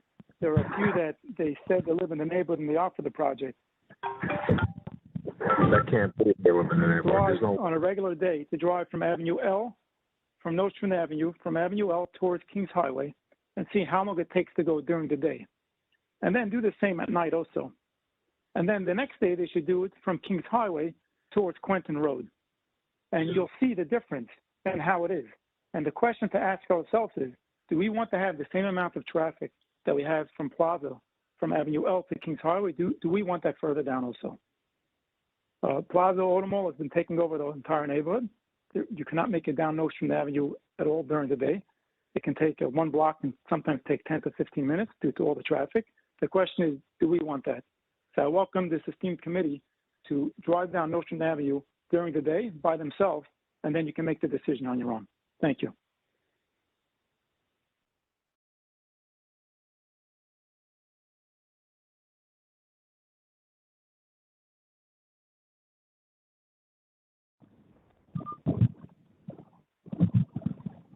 Phone lines are unmuted. Please state your name if you wish to speak.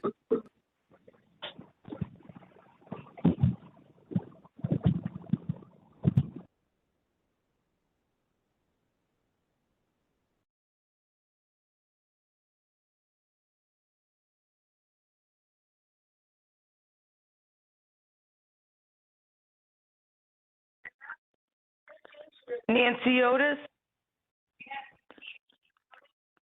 Yes, we hear you. Yes, I think I'm a teacher in 222, and I think this would be absolutely awesome Can you for the say your neighborhood. name, please? Can you say your name for the record and then your remarks? Nancy Otis?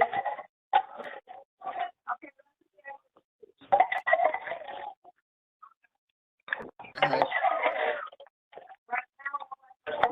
Yes, Nancy, we hear you. Yes, I'm a teacher in 222 on Quentin Road, and I think this would be an absolutely fantastic idea for the community. I'm all for it. Especially the affordable housing part of it. I think it would be a fair opportunity, you know, for many people.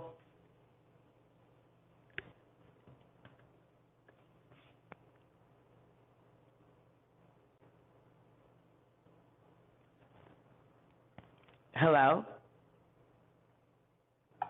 Yes, we hear you. That's my opinion. I think it's a great opportunity for families, for affordable housing. I think it's an absolutely fantastic idea. I'm all for it. There's diversity in the neighborhood. It's cultural. There's many things in walking distance. There's a park right next door for children to play in. There's a daycare right on the corner. There's CVS, God forbid if you have children and they get sick, it's in walking distance. We need more diversity in the neighborhood to begin with. I think it's a fantastic idea.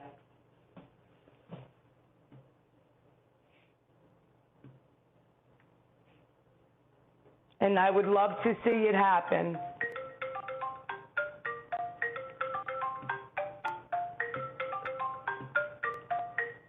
I would absolutely love to see it happen. Maybe there'll be a pharmacy downstairs, medical office, more to help out in the community.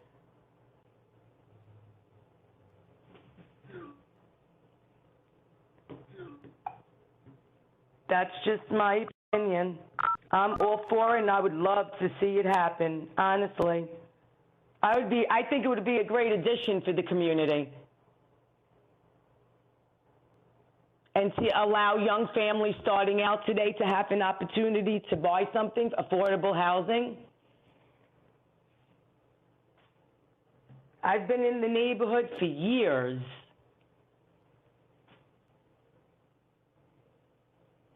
And some young families today don't have the opportunity to stay in the neighborhood because the housing is not affordable.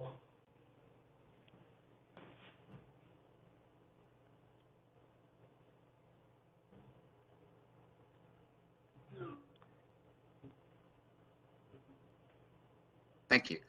David, are there any other on the phone? That was it. Anything else in chat? I do not see any requests in the chat. Richard, do you want to close the item?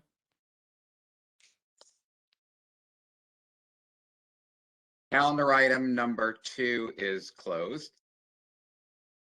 Calendar item number 3, and we thank all who testified today. 210239ZMK 210240ZRK, and we thank the applicant for waiting his turn. So these applications submitted by Coyle Properties LLC pursuant to sections 197C and 201 of the New York City Charter for the following land use actions.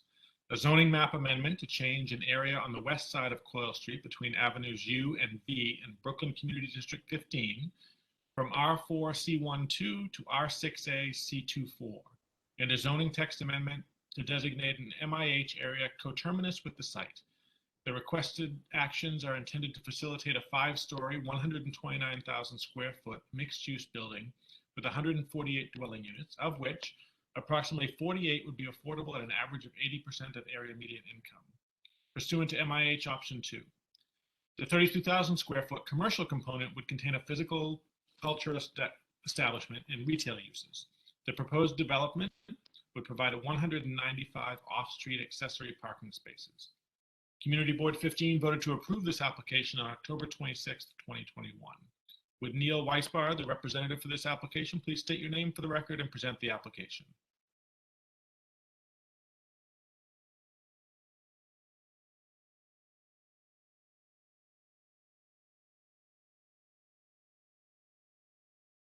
Okay, so Neil just messaged that he is muted, so he needs to be provided access.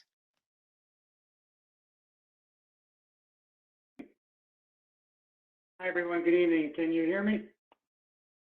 Yes. Hi, great. So I sent a PowerPoint to Ina earlier.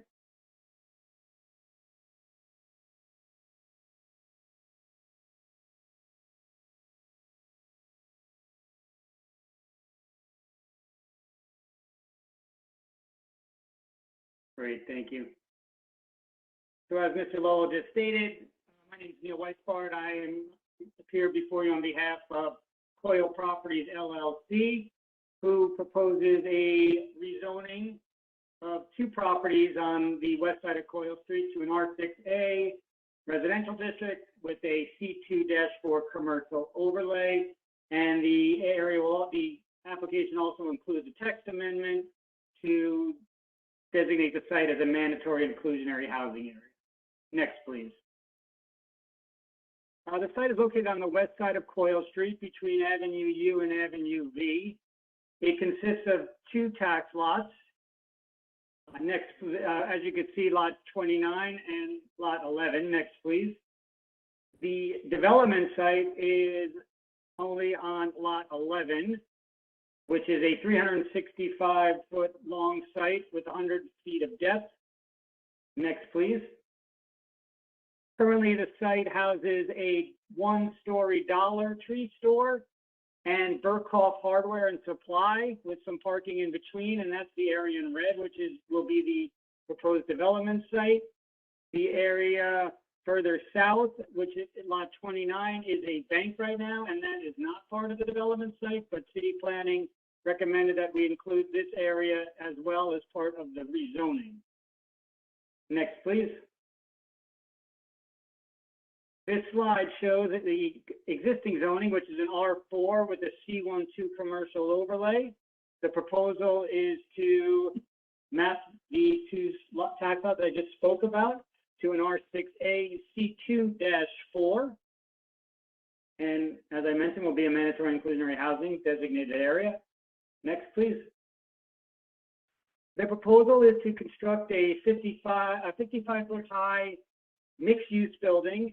The existing Dollar Tree store will remain on the site. The Dollar Tree store was actually constructed to support additional loads on top, and that will remain. The rest of the building will be a new building. The entire ground floor will be commercial with the exception of a residential lobby and an entrance to the parking garage. And as I mentioned, will rise to a height of 55 feet. There will also be a 35-foot rear yard. Where a 30-foot rear yard is required, the applicant proposes to provide a 35-foot rear yard. Also with some tree plantings in the front as required under zoning, and a rooftop recreational space which will have landscaped areas. Next, please. This slide shows the side view of the proposed building and shows that the ramp to the garage will be at grade and will access 2 self-cellar levels. Next, please. And at the request of the community board, the proposal was to provide 148 dwelling units, and that was also to address the worst case scenario, the maximum number of dwelling units pursuant to the density provisions of the zoning resolution. And it's actually 144 spaces, so that has changed. But in the building will probably contain between 115 and 130 dwelling units. The community board had requested that out of the 148 units, that there's a parking space for each dwelling unit, even though it's not required under zoning, and then plus 47 spaces for the commercial uses on the site. And we met with the community board, I believe, 3 times, and we figured that we could provide this requisite amount of parking on 2 subcellar levels. So if the building is not built to 148 dwelling units, as I move on to when we get to the affordable housing slide, and it's more towards the 128 dwelling units, the developer will regardless provide spaces for 120 units and then 47 additional units that the community board wanted for the commercial space. So we will ensure that there's a parking space for each unit plus the 47 commercial spaces, as we told the community board we would do. Next slide, please. The building will contain approximately 126,116 square feet of floor area. 94,774 will be residential. 31 will be commercial, and approximately 11,000 of that commercial is the existing Dollar Tree store. Next, please. This is a rendering of the proposed design. This was designed in conjunction with City Planning Urban Design, who requested some setbacks on the front facade, and City Planning was very happy with this. We're very happy with this design, and this is the proposal. As you'll see, the Dollar Tree store is where it exists today. Next, please. This is a comparison between the existing zoning and the proposed. The maximum floor area ratio for residences in this mandatory inclusionary housing is 3.6. The maximum building height is 85 feet, but due to the concerns of the community board and the local residents, the building will not exceed a height of 55 feet. Next, please. A 55-foot height is consistent with the surrounding areas. As you could see, to the east and the south, the majority of this area is already developed with 6- and 7-story buildings. So a 5-story, 55-foot high building will fit in nicely with the surrounding area. Next, please. The proposal is, if the rezoning does not go through, that a school would be developed on this site. There really is no other building under the R4 that would work without building numerous single-family homes. And the developer has explored this option, that if the rezoning doesn't happen, a charter school will most likely be constructed on the site. And under the current R4, a community facility building could reach a height of 65 feet. We're proposing a 55-foot high building, so we believe actually the rezoning provides a better design and has less impact than the as-of-right school. Next, please. This will also be a mandatory inclusion housing area. And in discussions with Ms. Gusenfeld, we put a chart together, and this is based on the HPD requirements. So the break, if the 20% requirement is provided with a 40% AMI, the building, by the way, will most likely be primarily 2- and 3-bedrooms with a small percentage of studio and 1-bedroom. So this chart shows that if the 20, it hasn't been decided of what requirement we are going to implement, but if the deep affordability is provided, there'll be 24 units with 11 2-bedroom, 9 3-bedroom. If the option 1, which has a 60% AMI, is utilized, that will result in 30 affordable units. And if the 80% AMI requirement option 2 is implemented, that would be 36 affordable units. And so at this, it's looking like the building will most likely contain around 119, 120 units. And we have, I know that you've asked this question before, We have not engaged a affordable housing administrative agent at this point, but we look forward to working with your office to identify an agent who has worked at CB15 before. We are not averse to that and are welcoming that, and also ensure that either that agent or a third party with the recommendation from your office will ensure that the marketing includes a financial literacy campaign so we can offer this to a diverse community base. And we look forward to working with your office on that. Next, please. So this is the existing floor area, this is the existing site plan. The existing commercial floor area on the right, which is approximately 10,500 square feet, is the Dollar Tree store, and that will remain. The Burkhoff Supply will be vacated, and that will be a new building.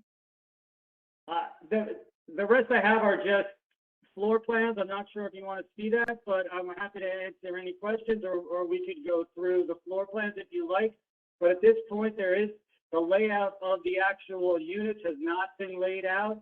We were waiting for community board meeting to ensure that they supported the application, and now the applicant is ready to move forward and filing plans, getting ready, the plans ready to file at DLB. So if this application is approved by City Council, then they'll be ready to go right away. But I'm be happy to answer any questions you may have. Thank you. And I know you addressed some of these questions in your presentation, but let me just get them into the record and see if there's anything additional questions from Richard or Ina. Regarding the intended affordable housing units, what's the qualifying income range for prospective households based on household size? And what are the anticipated rents based on the number of bedrooms and the distribution of units by bedroom size? So if you could go back to the presentation, there's a slide that lays that out for each specific option. It was the slide right before the plan. Okay, thanks. One more. So this has not been decided whether it will be using option 1, option 2, or deep affordability, but just so we can just talk about one of these, if it is the 25% requirement, which would be a 60% AMI average with no income band exceeding 130% AMI. For a studio, the rents would be $956. For 1 bedroom, it would be $1,204. For 2 bedrooms, $1,437. And for 3 bedrooms, $1,653. The deeper affordability, it would be for a 3-bedroom, just for comparative, would be $1,032 for a 3-bedroom.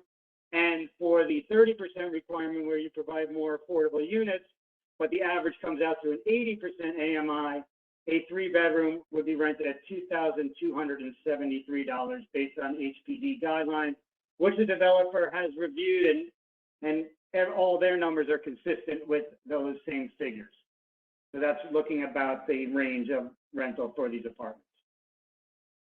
Thank you. And then the second question I know you addressed as well, but please identify what marketing strategies, such as designating one of the community's affordable housing nonprofits as the affordable housing administrating agent, would be used in the tenant selection to ensure the highest level of participation from CD15, especially those that are rent burdened or at risk of displacement, and would it include a financial literacy campaign to assist area residents in becoming lottery eligible? I know you addressed some of that in your presentation. We have not identified an administrative agent because everything hinged on gaining community board support. If the community board wasn't happy, we weren't going to move forward. And we're now ready to do that. And so I don't have any names, but the applicant is very willing to work with your office through the whole process. If you would like to give us some names of some success stories in CB15 for what you're looking for, including the literacy campaign. Great, thank you. And it's the Jeff, before you go on, sorry, go ahead, Richard. Gail, if you could talk about the 3 different categories. Did the representatives of Community Board 15 give you any sense which affordable housing tier they would prefer the most? No, they didn't, and they did not at any of the meetings, whenever we talked about affordable housing, it wasn't discussed which preference they had. We did represent that we would most likely be doing 30%, but there wasn't any discussion, does the applicant explore deep affordability? Thank you. Thanks. So it's the Borough President's policy to promote renewable energy resources and focusing on advancing a sustainable future in Brooklyn. And it's also its policy to promote practices to retain stormwater runoff. What considerations have possibly in consideration with the DEP or the Mayor's Office of Sustainability, NYSERDA or NYPA, to incorporating passive house design, blue, green, or white roof covering, solar roof and or facade panels, or curbside rain gardens and or wind turbines? So nothing's been discussed at this point. A passive house, a passive design building most likely will not happen, but the applicant is willing to work with your office to discuss green roofs, blue roofs, things that you've seen have been successful around the community. But we are just at the early stages here, but we're not averse to providing some sustainability. Okay, and the other... There will be a rooftop recreational space that will have landscape features, but other than that, nothing more has been discussed at this point. Okay. And it's also a reason why there's a lack of interest in passive house.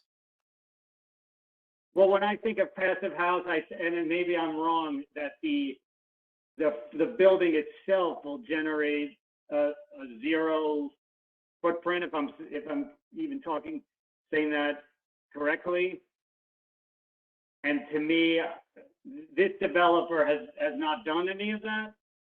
So there's no aversion to it. It's just there's not experience with it.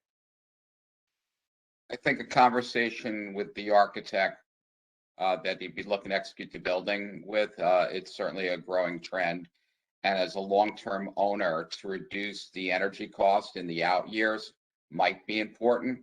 And yes, there may be a little bit more upfront cost, so you may have a little bit more of a permanent mortgage converted from the construction loan, but that should be reasonably offset by the electricity cost. Okay, and as I said, I'd be happy to work with your office if you have some ideas and other success stories. Thank you. It's also the Borough President's policy to maximize jobs for Brooklynites. Can you outline what steps will be taken to ensure inclusion and participation of minority and women-owned business enterprises and or local business enterprises in the construction process? So I did speak to the applicant about this, and they've developed some ICAP projects in the past, and they're going to make every attempt to hire minority and women-owned businesses and also locally based businesses. Marty Weisbrod from the representative of the developer is here if you wanted to ask him any questions, but Marty's told me that they've done this in the past and are willing to do this again. We'll make every attempt to do so. Okay, and the final question I have, as the project has been represented with 195 parking spaces, what guarantees that the certificate of occupancy would specify the number of noted spaces? There's no guarantees we can give, but what I could say is that now that we've received the community board support and hopefully your support, that we're going to be working on plans for this building, actual filing sets in preparation of being approved. And so, and the design will be the building that I've shown you and will contain 195 spaces. And on a similar nature, again, guaranteeing the represented height, the massing that was shown. And yeah, that the only assurance I can give you is that a lot of money is going to be spent in the next few weeks to put together a filing set that will be a 55-foot high building with the number of spaces to account for every dwelling unit that we end up with, plus the 47 commercial spaces in 2 subcellar levels. I think if you have a filing set advanced prior to the city council approval, it would show a lot more demonstration of honoring the wishes of Community Board 15. Understood. We'll work on that. We'll talk about it and work on it.